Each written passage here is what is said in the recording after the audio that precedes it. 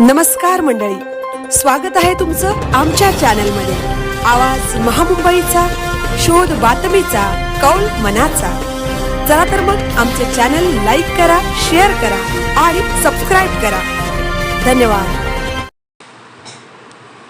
15 मे 2026 रोजी होणाऱ्या राष्ट्रीय आगरी आध्यात्मिक संमेलनाच्या नियोजनाची तातडीची बैठक सोमवार दिनांक 20 एप्रिल 2026 रोजी सकाळी 10:30 वाजता पेन येथील डॉक्टर पतंगराव कदम कॉलेजमध्येच आयोजित करण्यात आली।